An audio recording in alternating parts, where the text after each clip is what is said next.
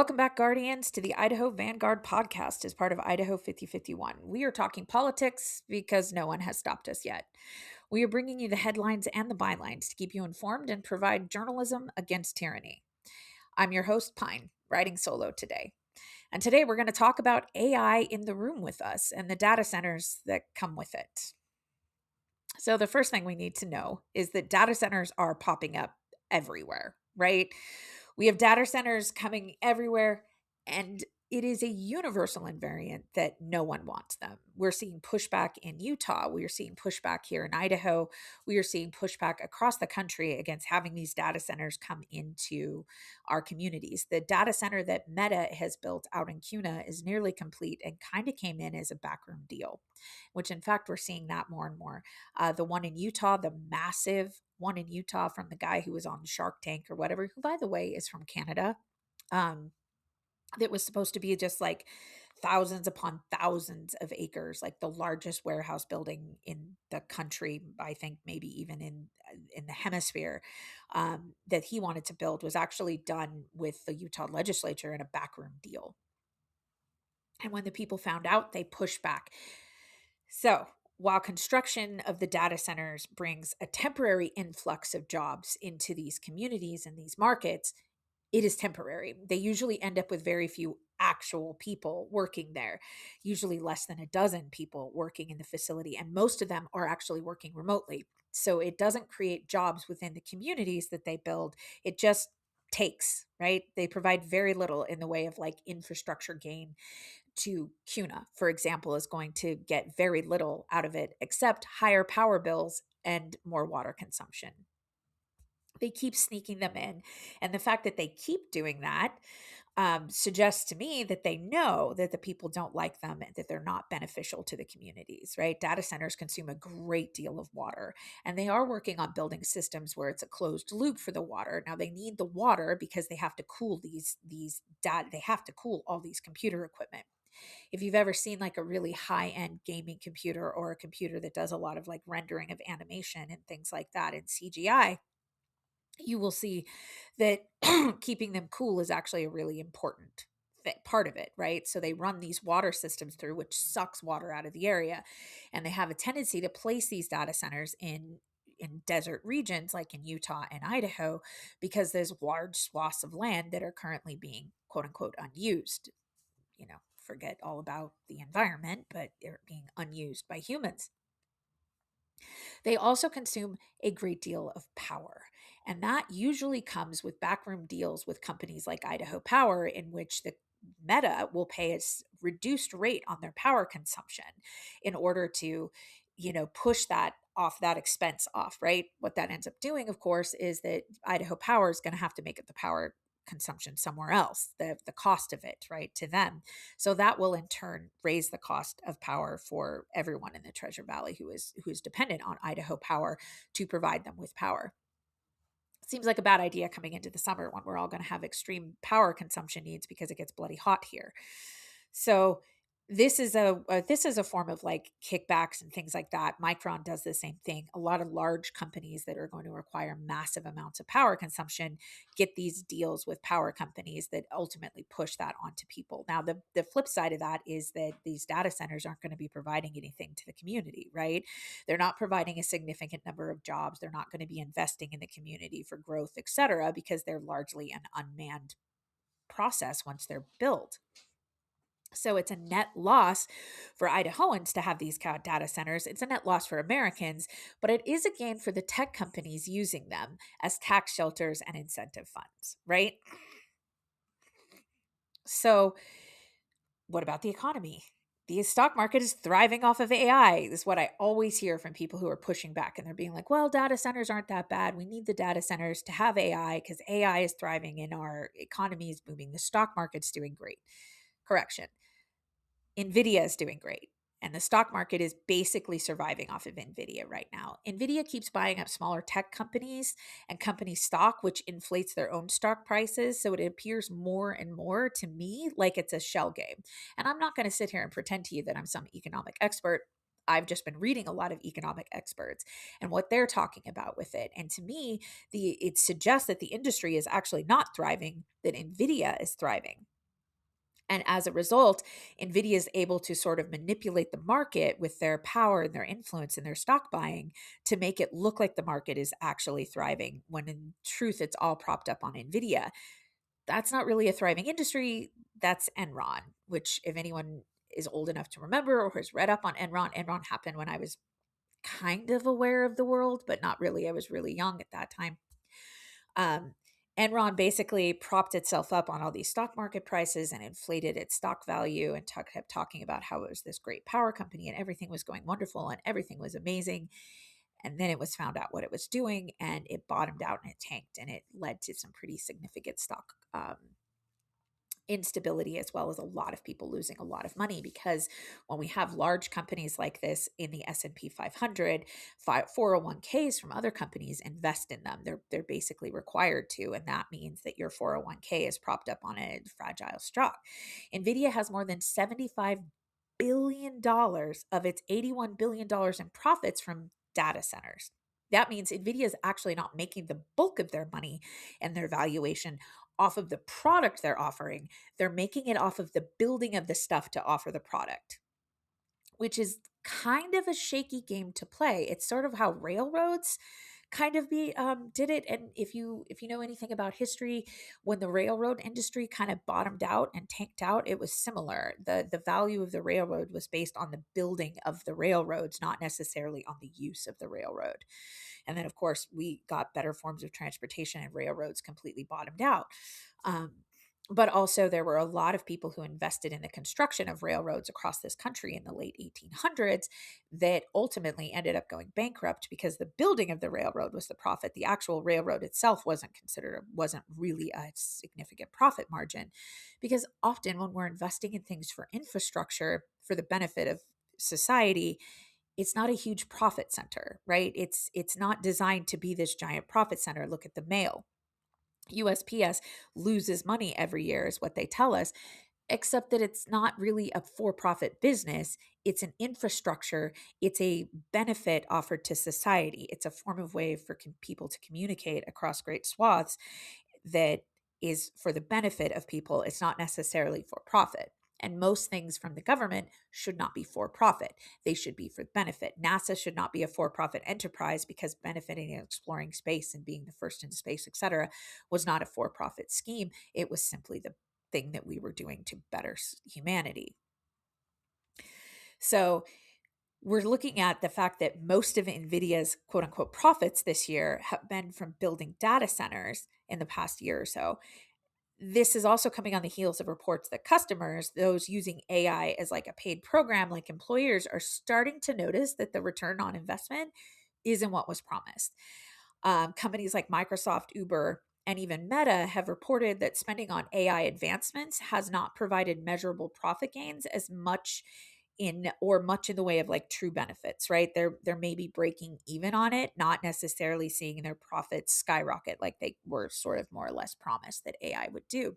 So we see these companies, and even smaller companies who were laying off employees and replacing them with AI, are starting to notice that that's actually not driving more profit. And in fact, in many places, it's hindering their profit growth, because it turns out there's really no substitute for humans doing the work, right? And there's not really a benefit to AI. One of the problems with AI is that humans are kind of distrustful of it. Like, we just haven't done it. But are there benefits of AI? I mean, yes, there are. We need to be realistic that AI is here, and it's really not going to go anywhere. And it is one of the largest technological advancements in human history, and it can be incredibly powerful and useful. One of the ways that it has shown a remarkable capacity for cutting down the workload and is collating data. So when we're talking about scientists and researchers who are using large amounts of data, where they're looking at hours and hours and hundreds of hours worth of data collation and stripping it down and categorizing it, et cetera, AI can do that in rapidly shorter amounts of time. And that's a very good and what I would consider a very fair use of AI, right? Is this idea that we could use it to take large amounts of data and analyze it and pull out the relevant information much faster than we can otherwise, so we could make more advancements in our understanding of humanity and science and medicine and all of that much quicker that way, because we will be able to process data in larger quantities in much quicker pace. So that's a really fair use of AI in my mind. And I think it's a fair trade-off to do those kind of advancements for what, environmental concerns that come with AI, the use of water, the use of power. Generative AI, however, continues to be a problem because it uses the work of humans to do things that it's incapable of creating on its own, which is everything. Generative AI is not capable of creating, it's only capable of scraping, remashing all of that up and spinning it back out. So it's not generating, you are not generating art when you plug in a prompt to AI. AI is generating art based off of the work of other artists. You're not writing an essay or a book with the use of AI. AI is writing an essay or book by scraping essays and books and novels from established artists who have already done the actual hard work. It's a cheat. It's like taking steroids or starting the race, halfway through, so you're fresh and you're capable of continuing to run it while everybody else is getting tired and flagged. So to me, generative AI is not worth the cost to the planet. It's not worth the detriment to the planet. There's never been a technology that the government has had to work so damn hard to get people to accept. I'm a millennial. I'm born and bred millennial. I'm up here as, like, I think I'm considered an elder millennial at this point. I don't know. But I have lived through a lot of tech advancements. I have lived through the introduction of personal computers. I have lived through the introduction of personal laptops. I have lived through the introduction of the cell phone, from when you used to have to hit the 7 button 4 times to get the letter S, all the way up to through the BlackBerry, all the way to what we have now as smartphones, which is basically a tiny, very powerful computer in our pocket. I've lived through all of that. I remember the introduction of the iPod. I remember the introduction of the Discman and how cool that was, like, to be able to play CDs. And I remember all of this, right? And I never remember the government itself having to come in and work to get people to adopt technology. Like, I've just never seen it. And as someone who's lived through all of these major tech revolutions and all of these really strong advancements in technology, including the dot-com bust, I don't ever recall the government having to try to sell the American people on the adaptation of technology. And that should be a red flag to anyone, um, that the government is pushing AI. That feels to me like it's artificially inflating this industry to support a handful of tech bros at the very top. And what we usually see with tech is they introduce a new technology. It's fairly expensive. It's kind of weird, and there's a portion of the population that become early adopters, and then it gradually just filters into the common space, right? I can remember when I had my first personal computer at my house.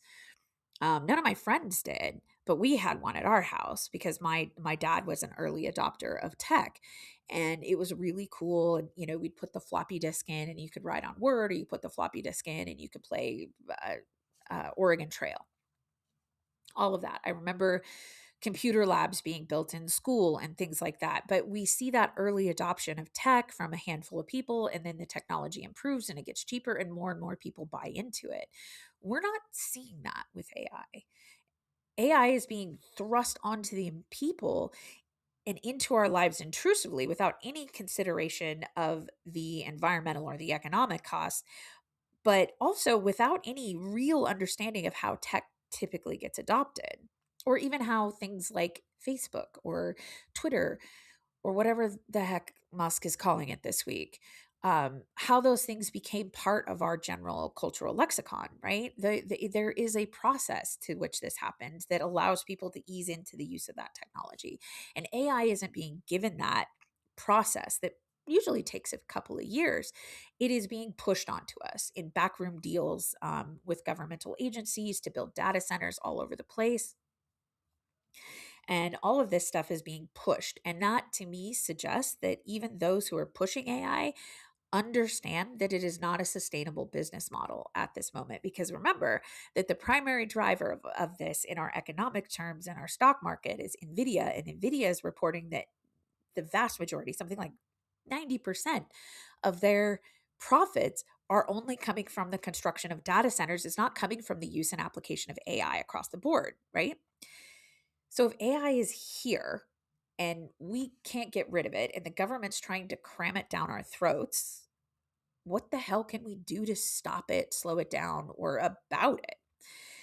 So, overwhelmingly, we're seeing the data center building pushback in the communities that stand up and get involved and immediately reject it is working. It's holding some success. So, while it's not 100% success and it's definitely not preventing all of it from happening, there is a lot of pushback happening. And Utah is a really good example of this. The Box Elder data center that was proposed there was the largest data center in the country. It's going to be massive, et cetera. That deal was made in a back room. The legislature, the Utah legislature, basically met with this private citizen who's not a citizen of the United States. He's actually a Canadian billionaire who's been on TV, which apparently in this country is what qualifies for being smart, is if you've been on television. I've been on TV. I've been interviewed on the news. Nobody takes my word for it. Anyways, he was going to build this like 64,000 acre data center. And to put that into perspective, that is huge. That is, I mean, that's the size of a city. That's the size of a small city, guys. That's massive. And the amount of power and water that data center would use in a state like Utah, which is, by the way, also a high desert, with a state like Utah where the Great Salt Lake is actually showing, decreased amounts of water flow every year and lower water lines and say, et cetera, at the water table. That is a massive, massive problem for something that is going to give almost nothing back to the communities in which it's disrupting. And there was found out that several of the people who were involved in putting this data center through in a backroom deal, remember, this wasn't proposed to people, it was just said, we're going to do it, that they had land in the area in which it was going to be built. So they were standing to profit from it, which did piss the Utahns off, which as it should. So we're seeing that when people stand up and push back, that data center new proposal is down, like scaled back 75% in the new proposal. Like they're trying to compromise with the people of Utah. People of Utah are not buying it. They still don't want the data center, period. But a 75% shrink on that still puts it to be like 1 square mile of data center, which again is an absolutely massive building that you then have to heat, that you then have to cool, and you have to keep running with electrical costs. I mean, I cannot fathom how much that is going to cost the people of Utah, both in terms of their environmental water usage and the power consumption. That, again, remember, these data centers are making backroom deals with these power companies and with the government so that they don't have to pay a full rate on their power consumption use. That full rate is going to be put down onto people of Utah, and in Idaho and CUNA, it'll be put onto the people of the Treasure Valley to increase their payments on power to compensate for this, for a thing that largely does not benefit them and doesn't benefit their community by providing large amounts of jobs or infrastructure investment, etc. So we have seen that that's working. The data center in Utah is still being pushed forward, but it's getting so much resistance that it's really struggle. We see the guy who's putting it through, Mr. Wonderful from Shark Tank or whatever the hell he pretends that his name is. For all these people who get on trans people about their chosen identities and names, but these guys really love to have a nickname. Anyways, this guy, he's going all over all the friendly news, talking about how great his data center is and how these people who are pushing back are just radicals and leftists. And the truth is, it's a bipartisan thing. And no one wants it. Nobody wants a data center in their backyard. Nobody wants a data center spiking their electrical bill or their water or stealing water from their agriculture. And in a state like Idaho, where water is a precious resource because it is a high desert here in the South and especially the Southeast, water is a huge commodity. We are a state that is built around agriculture, and our water consumption should be prioritized for growing food and taking care of livestock, not data centers. So, what you can do is you can find out what data centers are being built in your area, and you can show up to city council meetings. You can show up to your legislature. You can write to your legislators. Remember, we can not only write to Congress, but we can write to the state reps as well and send them messages as well. But make sure you're at those meetings. Make sure that anytime there's a city council meeting or anytime a data center is being proposed in your area, that you are showing up and you are speaking out, and get all of your neighbors to do that. Republican, Democrat, liberal, right wing, doesn't matter. We all agree that these are not good for our communities. There is one being proposed over the next few years. There's supposed to be one proposed in Idaho Falls, Pocatello, which is already pushback on that data center, and I believe is having some good success with that pushback, and Weiser. Now, remember that the Meta Center that was put in Cuna was put in without anybody's input. It was done kind of in a backroom deal, and by the time anybody realized what was happening, it was kind of too late to stop the project. But you can stop the project by being involved and getting up, show up, and be loud about your opposition, and make sure that your Republican friends know about it too, because this impacts them as well. You want to talk about increasing your power bills and your water consumption that's being taken from our fields and our agriculture. This is a huge problem for very, very minimal net benefit to people. So, if data centers are going to be here and we're going to have to deal with this AI problem, and we're going to have to figure out how to manage AI, and there's some very interesting legislation, which I'll touch on in a minute, coming forth.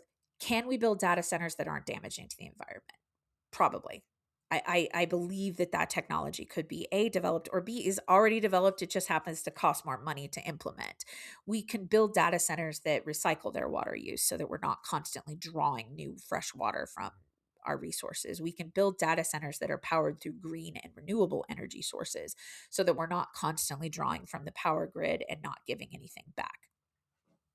Right? There's ways to do that. Technology has a way of being introduced and then improving as it goes through its life cycle. And so the profit on those data centers might be smaller because the infrastructure cost to build them will be higher. But we could reduce the carbon footprint, we could reduce the economic downfall, et cetera, the impacts of that by building them smarter and with better technology and with renewable resources. If all the profit is in building the data centers and not the AI itself, however, the building of the data center as cheaply as possible benefits these companies. And if that is true, if all of the profit is in the building of the data centers and not the AI itself, where the hell is all of this going? Most likely, it's going to a crash, right? It's going to a dot-com bubble burst, like in 1999, I think it busted in 2000, like the dot-com boom that like completely overinflated the stock market, and everybody was building a dot-com, and it was going to be like the new golden age of economy, and then it burst. That's what most economists are predicting for AI. They're watching this huge bubble of economic growth around AI for a very select few. Most of us, again, are not seeing the benefits. Most of the companies who are actually using the AI aren't really seeing the benefits either. So it's a handful of people developing chips and developing AI programs that are actually making money. And that is a very shaky ground to be on because it's not really stable, and it's dependent on NVIDIA to continue being a profit center when what happens when all these data centers are built and AI still isn't providing a return on investment. Most likely we'll just see another crash in the stock market when the bill comes due. And the bill always does come due eventually. We have seen this time and time again throughout our economy during like the golden age heading into the stock market crash of 1929. That it was like everybody was making so much profit, and it was going to be unstoppable, but it was a very fragile sort of Wild West economics in which there were no backstops to provide structure. So there was a lot of scams, a lot of like, I'm going to build a bank. It's a lot like cryptocurrency. That's for another day. Um, and it crashed and it tanked and it created a massive problem across the world. The United States was not alone in the Great Depression. It kind of went everywhere. And that is sort of what we're looking at right now, is we're kind of teetering on that precipice at this moment. And most economists are cautioning that this is not a sustainable growth pattern. This is not a sustainable market. I suspect all of these data centers will be emptied out at some point, and they'll just be sitting there as giant warehouses and tax shelters for profit loss for these billionaires. Tech bros have a habit of going really fast and breaking things. That's kind of the motto in the tech world. And this leads to a lot of startups happening, and there's some very big excitement around these startups, and then they end up going belly up, and the people who invested early and got out early make a lot of money, but everybody else kind of suffers. And you could argue that's the nature of capitalism, building a better mousetrap, whatever.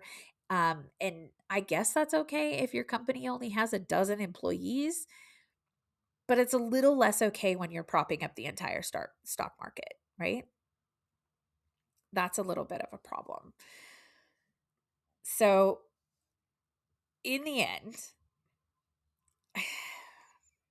I think what we're looking at with AI is that we need to be incredibly cautious about too much investment in it, because the return of that investment is not proving to be profitable, and people don't like it. And these data centers are what is driving all of it at this moment. NVIDIA and their building of data centers is driving all of it. And that to me puts us in a very precarious place in which one little thing goes wrong in that department and the whole system, the whole house of cards is about to collapse. So, what is being done about it on a legislative level? Well, Bernie Sanders is introducing a new bill into Congress that will turn data center profits, which so far we're not really sure that that's incredibly profitable, but would turn the use of these data centers into a sovereign wealth fund. A sovereign wealth fund is basically a large sum of money that is deposited by companies and corporations, that it's like a separate tax that's put into a fund, basically, that is used by the American people. A really good example of this is Alaska's oil fund. They have a sovereign wealth fund in its oil industry, right? The oil industry is allowed to use oil and mine for oil and drill for oil, whatever the terminology is, in Alaska. In exchange, they have to pay large portions of that back to the Alaskan people. And at the end of the year, they get it as a kickback, right? So it puts the profits of the oil industry back into the people of Alaska. So there is precedence for this within the United States, because I'm going to use a big scary word. So for anyone who's not super progressive or super versed, the word I'm going to use is socialism. It is a form of socialism, but it's a form of socialism in this country that definitely has precedence, right? The people of Alaska allow these mining companies to come in and extract wealth from them, and they in exchange have to give some of that wealth back to the people who are being directly impacted by the use of their land, etc. So for data centers to do this would be a similar process, right? You're going to use our land, you're going to use our resources, we get a cut of what you're doing. We get a cut of it, and that sovereign wealth fund goes back into the American people. It's a really good idea. I don't know that they'll go for it, because these guys are bought and sold by the tech bros. And the tech bros, the one thing that I can say universally about all of these tech bros is that they are never satisfied with how much they have. If you take $20 billion from a man who has $300 billion, it doesn't impact their life at all. But they refuse to give that $20 billion up back to the people and to the system and the society that allowed them to make $300 billion.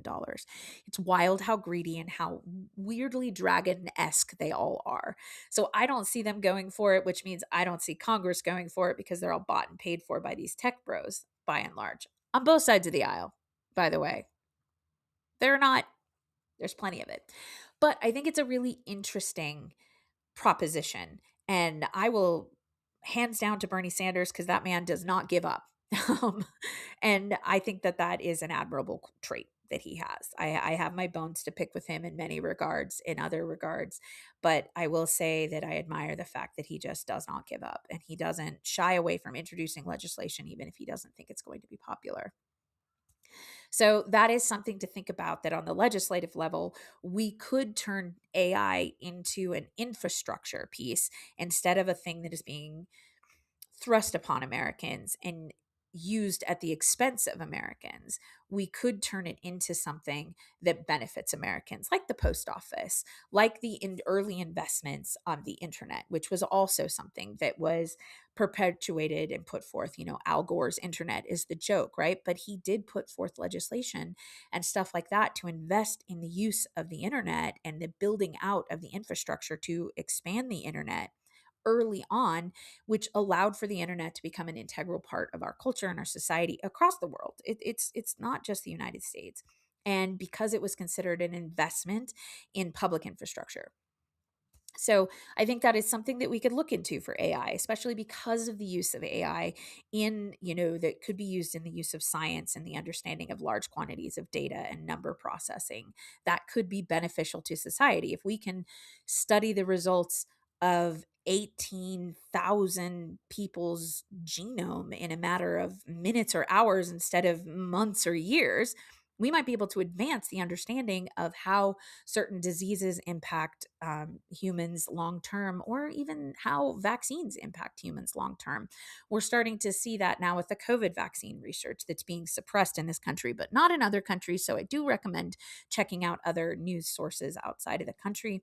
The fact that the COVID vaccine is showing real promise in being capable of being manipulated to prevent cancer, even to cure cancer, certain types of it, especially in the use of further advancement of the mRNA type vaccine. So that's cool. That would be really beneficial. We could, stop children from dying from cancer. That would be amazing.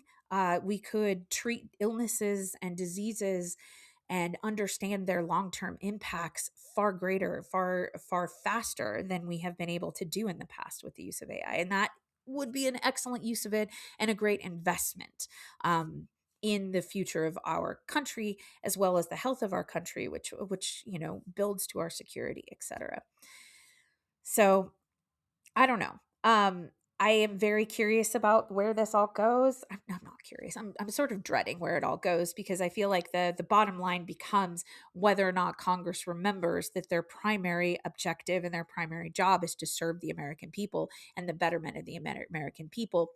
And that includes all of us, especially the people who are most vulnerable to economic changes and downfalls and upswings, et cetera, which is the vast majority of us. And it's not necessarily to serve the tech bros at the top of this food chain. Don't get me started on SpaceX. That IPO prospectus is wild. That is for another episode, because I have a lot to say about that. As I learn more about tech and the economy and how those two things correlate.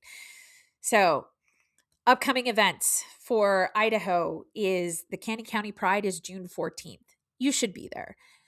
Usually Canny County Pride is a much smaller event than like Boise Pride, and it usually comes with a fair amount of, I hate to call them counter protesters because it suggests they have a ground to stand on, but it's hateful people outside of it. And so building a larger presence of people who are in support is a great way to stand with Canyon County and the people of Canyon County and the LGBTQ plus community of Idaho, especially given that our own legislators are trying really, really hard to harm that group of people in particular. It is on June 14th, which is the regime's orange dear leader's birthday. It is an excellent way to give them the middle finger. We are not doing, as Idaho 5051, we are not holding a large protest on that day. We are going to Canny County Pride in support of Canny County Pride. If you are outside the Treasure Valley area, Mountain Home is also holding one of their first, I think it's their first or maybe their second ever. It's a baby pride festival, and they are anticipating some pushback from the local, bigot community, and they are hoping that more people will show up. So if you're in Mountain Home or the surrounding area, go to Mountain Home Pride and stand strong. June 27th, Idaho 5051 is going to be on the Capitol steps, screaming at the government once again in a protest labeled all of us. This is in support of voting rights. This is in support of our marginalized communities and in support especially of what is being done to the South and the gerrymandering and the blatant return to Jim Crow that is happening down there. Please show up. It'll be 11:30 for music, 12 p.m. the speeches will start. We are going to stand strong with all of us. It's not just some of us, it's all of us. Idaho 5051 is still working on our summer tour dates. Our first stop will be in Pocatello, likely on June 12th or the 13th, if you want to come out and meet us and talk to us and tell us what's going on in your communities. And that's what I've got for you today, Guardians. If you want to get more involved in protecting democracy, you can find more information at idaho50501.com. Please subscribe to us on Substack and YouTube and wherever you get your podcasts. If you've got it in your mind to support journalism against tyranny, consider becoming a paid supporter because none of this is free. And I really want to be able to do this as my full-time job one day. And so to continue keeping you informed and to continue holding power in this state and this country accountable through journalism. Remember to build your communities and keep the lives and families destroyed by ICE, especially those in Delaney right now who are undergoing a hunger strike in opposition to the absolutely deplorable and unconscionable conditions. In your thoughts as we battle the scourge of creeping fascism side by side. Stay informed, Guardians, and we'll see you out there.